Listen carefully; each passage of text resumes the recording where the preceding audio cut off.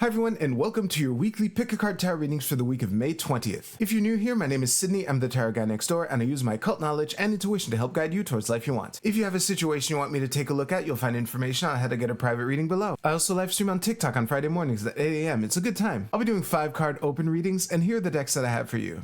We have the Astro Matrix Tarot with Red Jasper, the Symbolic Tarot of Worth with Snowflake Obsidian, and the New Palladini Tarot with Sunstone. We also have 4 different oracle cards to choose from 4 different decks. So go ahead and pick which tarot deck and which oracle card resonate with you the most. It's totally fine if you're drawn to more than one. And as always, you can pause this video if you need more time. As always with collective readings, take what resonates with you and leave aside what doesn't. If you want to jump straight to your reading, you'll find timestamps below. And with that, let's go right to the readings. Alright, Group 1, let's see what we have for you for this week. And yes, this is one of the first readings that I've given with this new deck. It's been on my wish list for a while. Anyway, let's go to your reading. So we have the the King of Cups. Who is Prince? That's what made me say that. Wow. It's a lot of interpersonal dynamics here, and another court card at the bottom of the deck if we didn't have enough court cards. So let me gather all this.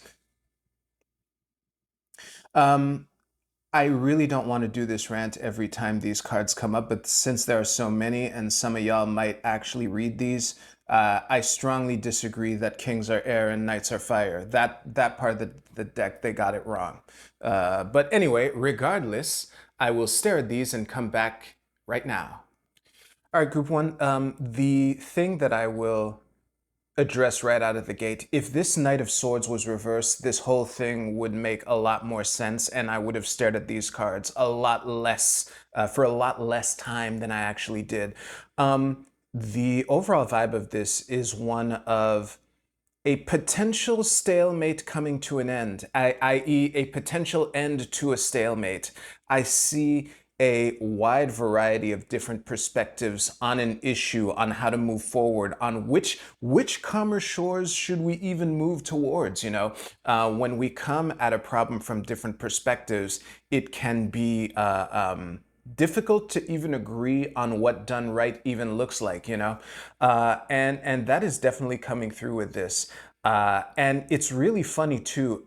Another thing that would have made the this reading so much simpler if the Knight of Swords was reversed is because we would have, you know, the passive water of the Cups suit and the passive water of the Queen, even though she's in the airy element, tempering the double air of the Knight of Swords and the double fire of the King of Wands. And again, if the Knight of Swords was reversed, all of that would be like so much more straightforward. Now, obviously, the stalemate is hinted at with the Knight of Coins at the bottom of the deck underpinning the entire reading, right? And the fact that he's reversed, I don't know if this is a prolongment of the stalemate or a potential unlocking of it, but it's going to involve learning to cooperate with a wide variety of perspectives.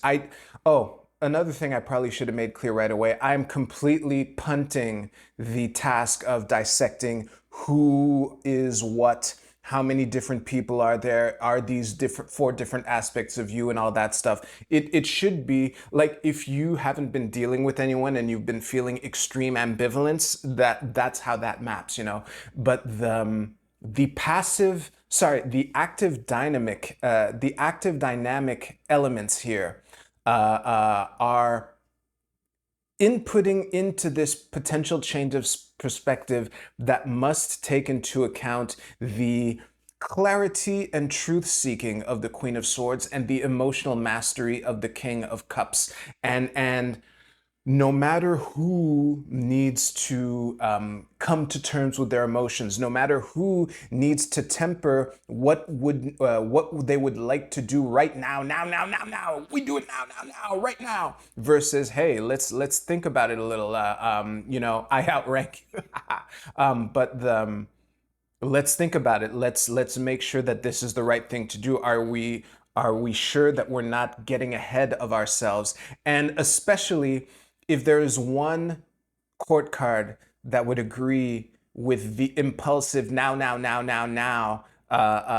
dynamism of the Knight of Swords, it's the King of Wands reversed, which I often refer to as, being so determined to go in a given direction that you will sledgehammer through a wall instead of looking for a door. So again, so many different perspectives. Being invited to come to the table, to come to an agreement on how to move forward, and I, if I had to bet, I would bet on the dynamic elements of this round table, this band of misfits, being invited to temper down and listen to the more rational, calmer voices. Again, it also depends on what the reasons behind the stalemate were. That I'll leave up for you to decide. But yeah, one thing also that I knew I was going to do, I was going to turn over one final advice card because it feels a bit empty without it. So the advice card is the Five of Coins reversed. So again, when we're in situations like this, when we feel like we're at a standstill, it often feels, oh, now I get it. I think that the source of what is making it difficult for y'all to come together is that you're not focusing on how you can be there for one another, and it's kind of like, oh, if you don't want to do it my way, then you're not on board. Not wanting to do it your way is not the same as not being on board. This is a clear, the beggars here. I'll turn it up right for this. The beggars here walking past the church that they might actually be welcome in. They're I'll chastise the beggars in the context of this card as it fits in this reading, okay? The beggars would probably be welcome in the church, but there's some story in their head as to why they wouldn't be accepted, so they're not even trying to knock at the door, i.e., it's reversed. So yeah, actually, this is a fantastic note to end on, so that's precisely what I'm going to do. Thank you very much for watching. If you liked your reading, please give this video a like, and you can use the timestamps in the description to jump to the Oracle card portion. I'll see you there.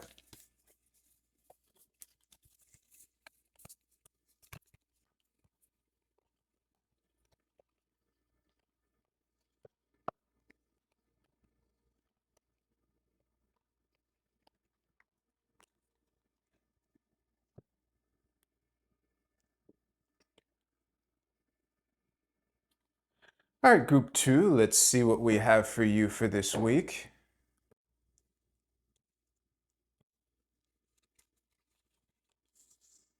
Okay. Ooh, very interesting. Don't panic with the tower at the bottom there. I think this should be good. Ooh, nice. A little crooked, but workable. All right, I'll see you right now. Don't hate me, group two, but this is looking like the kind of week that is going to show you what you're really made of. In the good sense, but it might not feel like it as you're going through it. And it's funny because with the mix of energies here, first of all, I'll address the elephant in the room. We have 6, 7, and 8 of swords like all together. So there's a definite progression in the airy or the airy suit of thoughts and communication and things like that. But also, what comes with progress in that field is conflict. I am happy to see that 2 of the 3 pips are even, suggesting a break in the status quo leading to a new status quo. Jumping from the 6 to the 8 or whatever. And given the Judgment card in the middle and the Tower at the bottom of the deck here, it's difficult for me to tell if you're the Lightning or if you're the Tower, but whether or not, no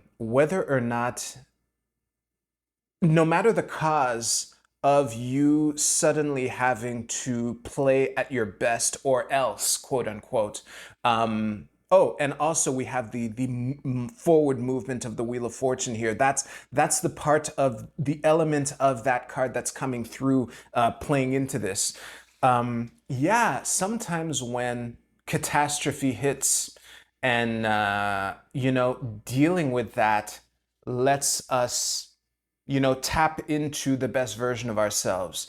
It's obviously more enjoyable when that happens under more pleasant circumstances, but this is looking like a successful rise to the challenge, hard earned. And again, it is quite possible that you're the lightning in the tower. Whatever this tower energy, this is a break in something, reinforced by everything in here. That is, I'm seeing by the predominance of even cards that this is leading to a new status quo. So whether this opportunity is thrust upon you or whether you are thrusting this opportunity onto someone else and forcing them to figure out what they're made of. There's a lot of that energy in this reading. And again, I don't see anything that you're not prepared for, although it might. I do see potential opportunities for you to realize that the thing that you thought you weren't ready for, you actually are. So yeah, and I've recently been in a comparable situation, so it's fun when you're on the other side of that. So there's that. I'm going to end the reading there. Thank you very much for watching. If you liked this reading, please give this video a like. And if you, yeah, you can use the timestamps to jump to the Oracle card portion. I'll see you there.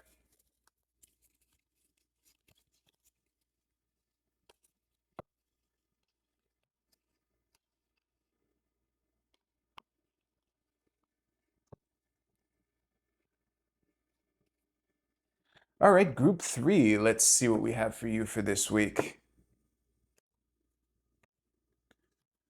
Okay. Devil reversed. Don't panic. Nine of coins reversed. Eight of swords reversed. Don't panic. Seven of coins. And the ace of coins in the middle. I told you not to panic. Give me a second here.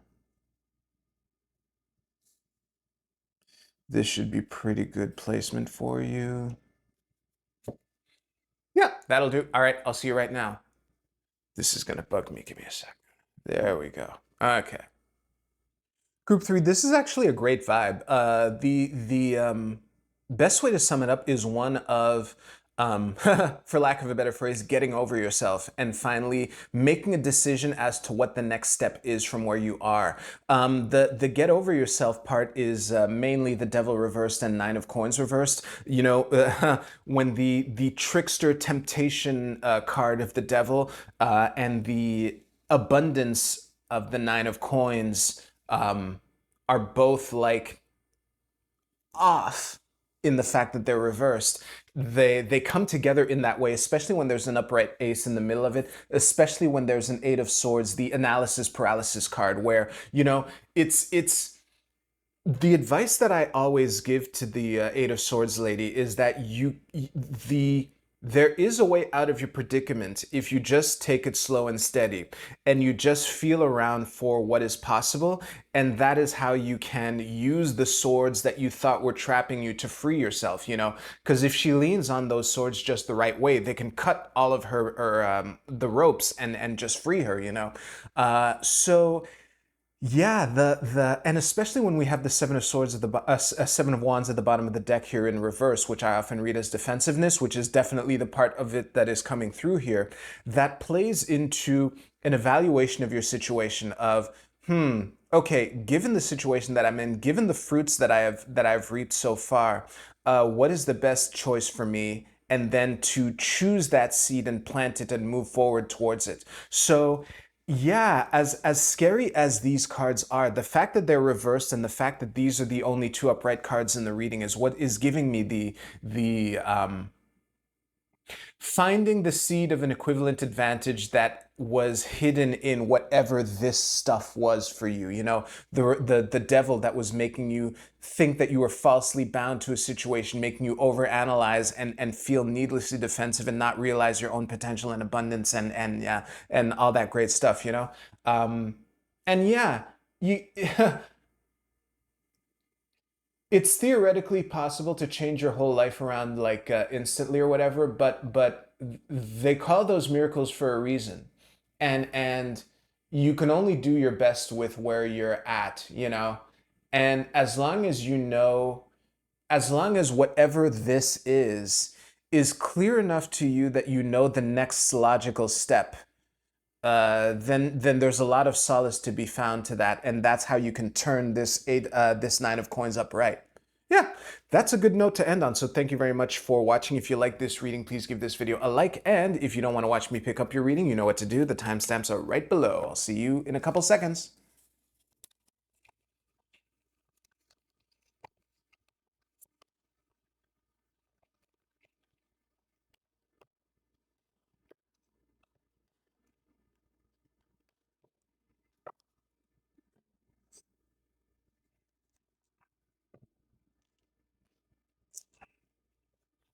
All right, Oracle card time. Editor Sid is going crazy right now. That should do. All right, Group A, your card is Influence. This is I Ching hexagram number 31. And the keywords are, oh, new magnifying glass. It's just a moment. All right, the keywords are courtship, mutual attraction, genuine affection, natural magnetism, stimulation, connecting.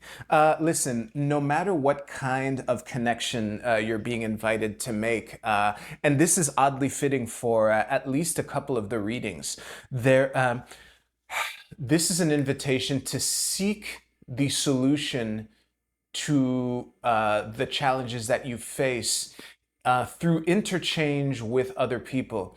Not necessarily parasitical, but you know, sometimes when you realize that someone else's problem is something that you can solve and you just solve it for them, then it kicks off a chain reaction that can be really good. And that kind of thing is the invitation in this card. Group B, your card is Last Quarter Moon in Virgo. Attend to the details. This is the second consecutive time that I picked this card. Out of this deck, I mean. So I don't even need to do the sky math. I know that the sun is in Sag if the last quarter moon is in Virgo. So listen, this is a pretty clear invitation to dot your I's and cross your T's. There's, depending on which tarot message that you gave, that might be extremely annoying for you to hear me say, but hey, the truth hurts. But yeah, to dot your I's and cross your T's, and to make sure that you don't, you know, it is through attention to detail that you can make sure that the foundation that you're building on is solid, basically. Group C, your archetype is the storyteller. Look at that, very interesting.